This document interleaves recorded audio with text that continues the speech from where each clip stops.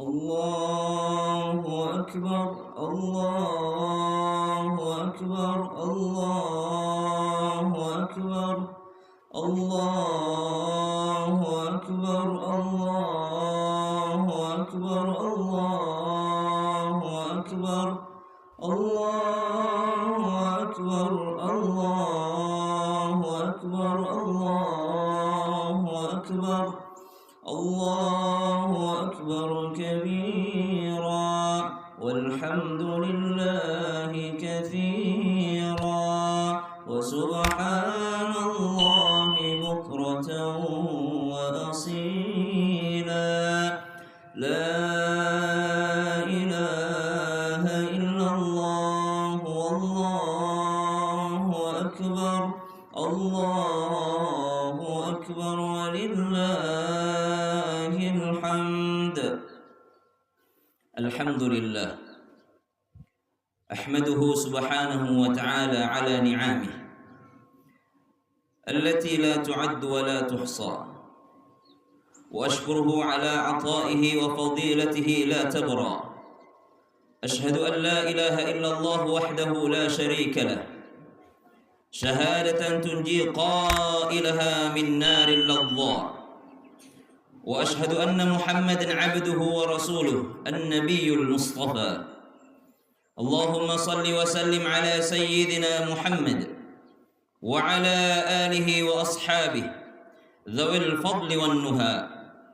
أما بعد، فيا أيها المسلمون اتقوا الله حق تقاته ولا تموتن إلا وأنتم مسلمون، واعلموا أن يومكم هذا يوم عيد وسرور ويوم بهجة وحبور عظم الله قدره وشرفه.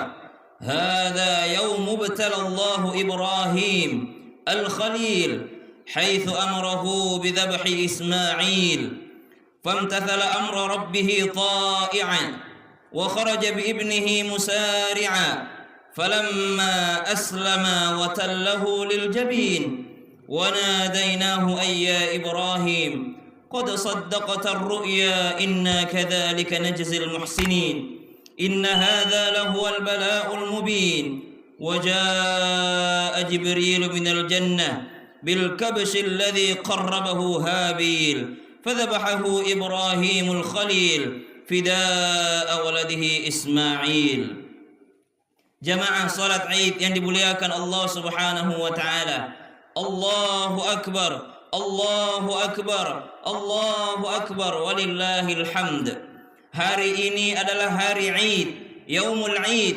Id yang berarti kembali. Kembalinya kita pada titik yang dimana Allah Subhanahu wa ta'ala menginginkan kita lebih dekat lagi kepada Allah Subhanahu wa ta'ala dengan disyariatkannya ibadah kurban. Kurban berasal daripada kata qaruba yang berarti dekat. Kurban berarti jalan untuk semakin dekat kepada Allah Subhanahu wa ta'ala. Beberapa di antara kita ada yang mendekat dengan Allah Subhanahu wa ta'ala dengan cara wukuf di Arafah. Di antara kita ada yang mendapat kesempatan untuk mabit di Muzdalifah. Di antara kita ada yang mendekat kepada Allah Subhanahu wa ta'ala dengan jalan melontar jumrah. Di antara kita ada yang mendapatkan kesempatan untuk tawaf di sekeliling Ka'bah. Namun di antara kita ada juga yang mendapatkan kesempatan semakin dekat dengan Allah Subhanahu wa ta'ala di pagi hari yang mulia ini dengan jalan salat Idul Adha secara berjamaah. Kemudian setelah itu kita akan melaksanakan pelaksanaan kurban. Kurban artinya semakin dekat kepada Allah Subhanahu wa ta'ala. Kurban sebagai jalan kita mendekat kepada Allah Subhanahu wa ta'ala. Sesuatu yang ingin didekati tidak mungkinlah tanpa pengorbanan. Kita ingin mendekati seseorang, mestilah kita ada pengorbanan. Lihat bagaimana para salafus saleh, lihat para nabi-nabi Allah Subhanahu wa ta'ala. Dimulai dengan kisah Nabi Ibrahim alaihissalam. Bagaimana Nabi Ibrahim alaihissalam diuji kedekatannya oleh Allah Subhanahu wa ta'ala melalui cintanya kepada anandanya yaitu Nabi Ismail alaihissalam.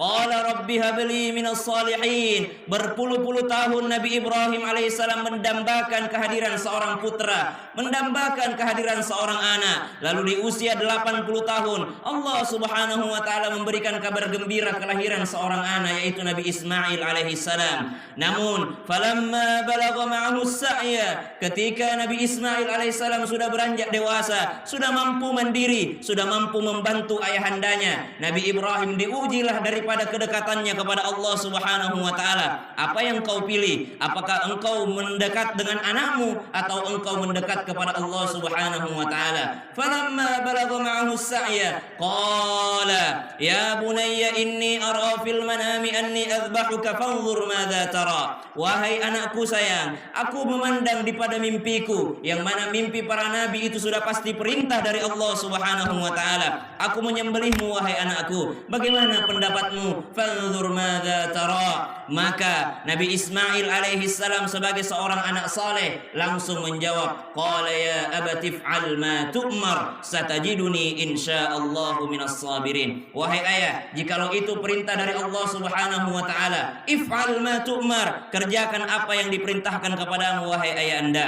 sungguh engkau akan mendapatiku menjadi seorang anak yang bersabar. Dari kisah ini yang tiap tahun kita dengarkan, pelajaran apa yang pandai untuk kita petik diambil hikmahnya. Salah satu hikmah yang paling besar adalah seorang anak yang saleh lahir daripada seorang ayah yang takut kepada Allah Subhanahu wa taala. Banyak orang mengira bahwa hasil didikannya lah yang membuat anaknya menjadi saleh. Banyak orang tua yang kegeeran. Dia pikir kalau dia berpendidikan, anaknya akan ikut berpendidikan. Dia pikir kalau dia pintar, dia sekolahkan sekolah anaknya yang terbaik, maka anaknya tiba-tiba menjadi saleh begitu saja. Dia titipkan anaknya di pesantren, dia pikir anaknya akan begitu langsung saleh begitu saja. Dia ingin melepas tanggung jawabnya kepada anaknya. Padahal lihat bagaimana Nabi Ibrahim alaihissalam, sudahlah nabi kekasih Allah, Khalilur Rahman, tunduk patuh kepada perintah Allah Subhanahu wa taala. Itulah yang menyebabkan Allah Subhanahu wa taala menganugerahkan kepada Nabi Ibrahim alaihissalam seorang anak yang soleh, yaitu Nabi Ismail alaihissalam. Kenapa? Karena tunduk patuhnya Nabi Ibrahim mengorbankan segalanya hanya kepada Allah Subhanahu wa taala. Allahu Akbar, Allahu Akbar, Allahu Akbar, walillahil hamd. Hikmah yang kedua, seorang bukan hanya mengorbankan orang yang dicintai, tapi ketika kita ingin dekat kepada Allah Subhanahu wa taala, ada beberapa yang perlu kita korbankan. Yang pertama adalah cinta kita kepada keluarga kita mesti dikorbankan. Lihat bagaimana Nabi Muhammad sallallahu alaihi wasallam, ketika Nabi Muhammad sallallahu alaihi wasallam diturunkan sebuah surah, yang mana surah ini sangat lekat dengan Idul Adha yang baru saja kami bacakan di rakaat kedua. Inna a'tainakal kautsar fasalli li rabbika wanhar inna syani'aka huwal abtar. Surah yang singkat ini sangat lekat dengan Idul Adha, sangat dekat dengan pengorbanan, di mana Allah Subhanahu wa taala tatkala memuji Nabi Muhammad sallallahu alaihi wasallam dengan kematian anak laki-laki Rasulullah sallallahu alaihi wasallam. Orang-orang jahiliyah yang membenci Rasulullah sallallahu alaihi wasallam pada saat itu semua senang, bergembira dan mengejek Rasulullah sallallahu alaihi wasallam dengan mengatakan Muhammad abtar, Muhammad batara, Muhammad batara, Muhammad, terputuslah keturunannya Muhammad, terputuslah keturunannya Muhammad. Betapa Rasulullah tidak sedih. Rasulullah sedang menggendong bayinya yang baru saja wafat, baru saja meninggal dunia. Ketika menetes air mata baginda Nabi sallallahu alaihi wasallam, orang-orang jahiliyah malah menghina Rasulullah dengan mengatakan habislah keturunan Muhammad, habislah keturunan Muhammad, kata mereka. Namun Allah Subhanahu wa taala menghibur kesedihan besar itu dengan menurunkan satu surah yang sangat singkat. Apa itu? Inna a'tainakal kautsar. Sungguh telah kami berikan kepadamu, karuniakan kepadamu nikmat yang begitu amat banyaknya, nikmat yang begitu banyak sekali. Al-kautsar dari kata katsir. Al-kautsar itu banyak sekali nikmat dari Allah Subhanahu wa taala. Maka bagaimana cara mensyukuri nikmat tersebut? Maka kata Allah, fasalli, jaga salat. Betapa banyak di antara kita, kalau kita memperhatikan setiap hari raya, jamaah sholat id tidak sebanyak jamaah sholat subuh. Ketika sholat id, semua berbondong-bondong datang untuk sholat, padahal sholat id hanyalah sholat sunnah. Sholat subuh adalah sholat wajib. Sholat berjamaah subuh adalah sesuatu yang sangat dianjurkan di dalam agama kita. Betapa banyak di antara kita memperhatikan Idul Fitri, Idul Adha yang hanya sunnah, tapi tidak memperhatikan sholat subuhnya, tidak memperhatikan sholat isyanya, tidak memperhatikan sholat maghribnya, tidak memperhatikan sholat asarnya, tidak memperhatikan sholat zuhurnya. Bagaimana mungkin kita disebut sebagai orang yang berkorban kalau terlalu banyak istirahat di atas muka bumi ini? Pengorbanan kedua, jikalau kita ingin dekat dengan Allah Subhanahu wa Ta'ala, tentu saja berkorban atas waktu yang telah Allah berikan kepada kita. Ada sholat 5 waktu, maka dikatakan oleh para ulama, bagus sekali untuk kita jadikan nasihat ini. Jikalau engkau ingin banyak beristirahat di alam kuburmu, maka kurangi istirahatmu di alam duniamu. Kadar istirahat seseorang di alam barzakh tergantung kadar kerja kerasnya beramal soleh di atas dunia. Kalau di atas dunia dia hanya berleha-leha beristirahat, malamnya tidak dia pakai untuk sholat, siangnya tidak dia pakai untuk beramal soleh, maka siap-siaplah engkau akan menjadi manusia paling sibuk di alam barzakhmu. Engkau sibuk ditanyai oleh mungkar wa nakir. Tapi jikalau di dunia dia kurang istirahat, banyak waktunya digunakan untuk beramal soleh. Lihat para salafus soleh kita, malamnya hanya sedikit digunakan untuk beristirahat. Bahkan seorang Imam Abu Hanifah, seorang Imam Syafi'i, seorang Imam Nawawi, dikatakan Imam An-Nawawi yang senantiasa kita baca kitabnya, tertidur di sela-sela kitabnya. Apa yang dimaksud dengan tertidur di sela-sela kitabnya? Beliau hanya tertidur ketika baca kitab, tidak pernah berbaring di atas kasur empuknya, tidak pernah terbaring untuk istirahat. Kenapa? Karena dikatakan kadar istirahat seseorang di alam kubur, di alam barzakh, tergantung kadar kerja kerasnya beramal soleh di atas dunia ini. Semakin engkau berleha-leha di atas dunia ini, semakin engkau bersantai untuk tidak beribadah di atas dunia ini, maka engkau akan semakin sibuk menjawab pertanyaan mungkar wa nakir di alam barzakh nanti. Mari kita kurangi istirahat kita, mari kita korbankan waktu ini. Korbankan untuk apa? Korbankan menuju kurban, menuju semakin dekat lagi kepada Allah Subhanahu wa Ta'ala. Semakin kita dekat dengan Allah Subhanahu wa Ta'ala, waktu yang telah diberikan Allah Subhanahu wa Ta'ala tidak banyak yang diminta sebagai yang wajibnya, hanya 5 waktu dalam sehari. Subuh 2 rakaat, zuhur 4 rakaat,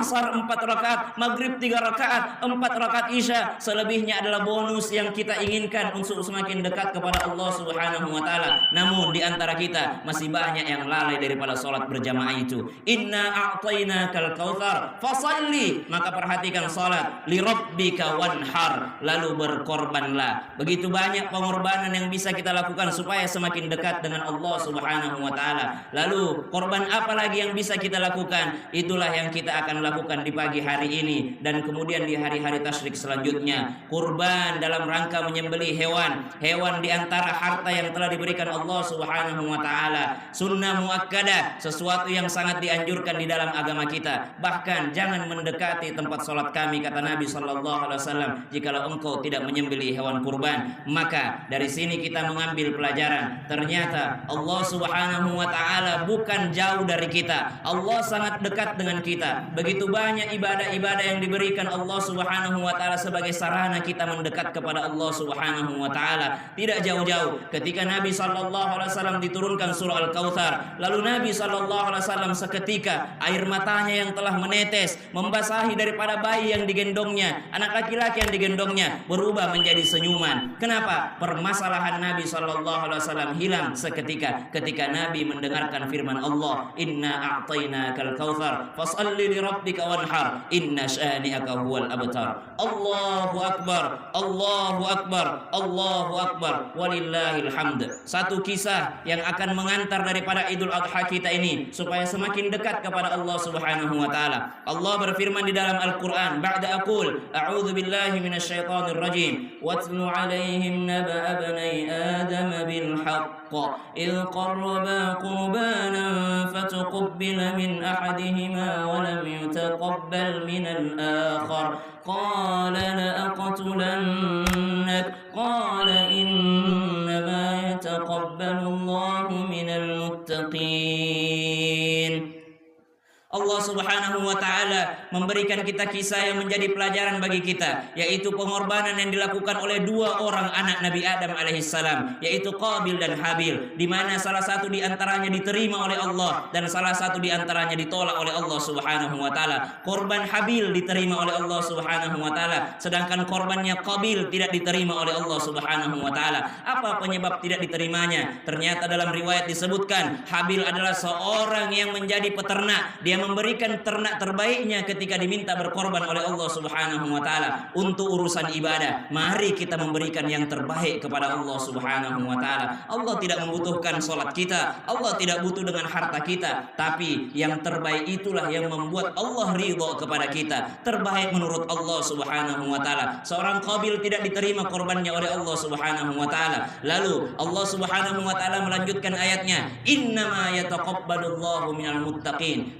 Hanyalah kurban daripada orang-orang bertakwa yang diterima oleh Allah Subhanahu wa Ta'ala. Lalu apa daripada sifat orang bertakwa itu? Di ayat lanjutannya Allah katakan, la in basatta ilayya yadaka litaqtulani ma ana bibasiti yadi ilayka liaqtulak inni akhafu Allah rabbal alamin.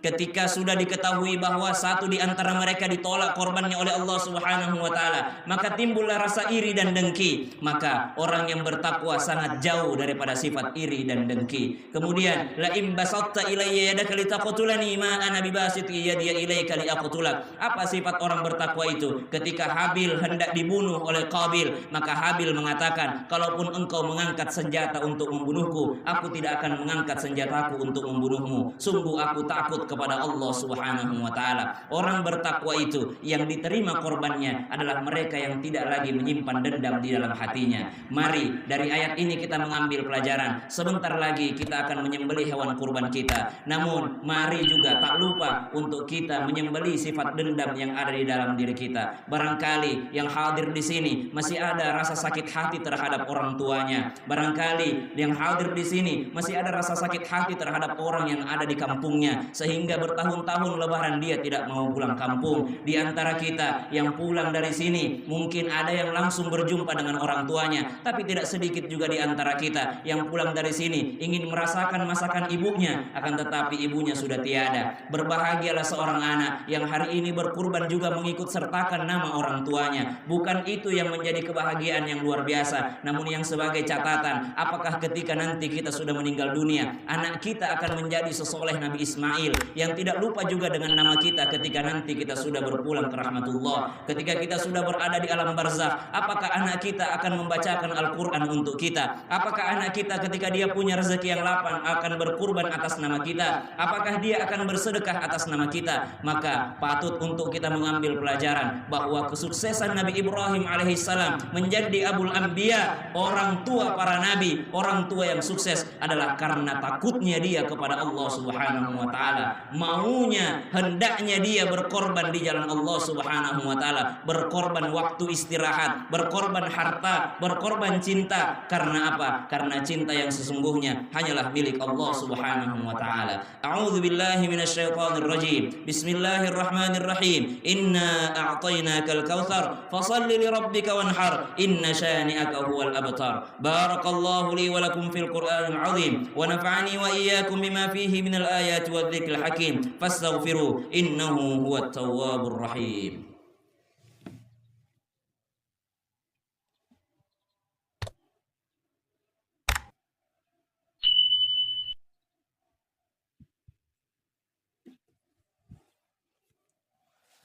Allahu akbar, Allahu akbar, Allahu akbar, Allahu akbar, Allahu akbar, Allahu akbar, Allahu akbar, walillahil hamd. Alhamdulillah. الذي أمرنا بالإصلاح وحثنا على الصلاح وبين لنا سبل الفلاح، ونشهد أن لا إله إلا الله وحده لا شريك له، ونشهد أن سيدنا محمدا عبد الله ورسوله. اللهم صل وسلم وبارك على سيدنا محمد وعلى آله وصحبه ومن تبعهم بإحسان إلى يوم الدين. أما بعد، فأوصيكم عباد الله ونفسي بتقوى الله. إن الله أمركم بأمر بدأ فيه بنفسه وثنى فيه بملائكته فقال: إن الله وملائكته يصلون على النبي يا أيها الذين آمنوا صلوا عليه وسلموا تسليما. وقال رسول الله صلى الله عليه وسلم: من صلى علي صلاة صلى الله عليه بها 10. اللهم صل وسلم وبارك على سيدنا ونبينا محمد وعلى آله وصحبه أجمعين. ورضى اللهم عن الخلفاء الراشدين أبي بكر وعمر وعثمان وعلي، وعن سائر الصحابة الأكرمين، وعن التابعين ومن تبعهم بإحسان إلى يوم الدين. اللهم اغفر للمؤمنين والمؤمنات والمسلمين والمسلمات الأحياء منهم والأموات. اللهم أعز الإسلام والمسلمين وأذل الشرك والمشركين ودمر أعداءك أعداء الدين. اللهم انصر إخواننا المسلمين المستضعفين المجاهدين في فلسطين. اللهم انصر إخواننا المسلمين في غزة. اللهم انصر إخواننا المسلمين في فلسطين وفي كل مكان وفي كل زمان، إنك على كل شيء قدير. اللهم ادفع عنا البلاء والوباء والزلازل والمحن وسوء الفتن ما ظهر منها وما بطن عن بلدنا هذا إندونيسيا خاصة وسائر البلدان المسلمين عامة يا رب العالمين. ربنا تقبل منا إنك أنت السميع العليم، وتب علينا إنك أنت التواب الرحيم. ربنا آتنا في الدنيا حسنة وفي الآخرة حسنة وقنا عذاب النار. عباد الله، إن الله يأمر بالعدل والإحسان وإيتاء ذي القربى وينهى عن الفحشاء والمنكر والبغي يعظكم لعلكم تذكرون. واذكروا الله العظيم يذكركم واشكروه على نعمه يزدكم ولذكر الله أكبر. والسلام عليكم ورحمة الله وبركاته.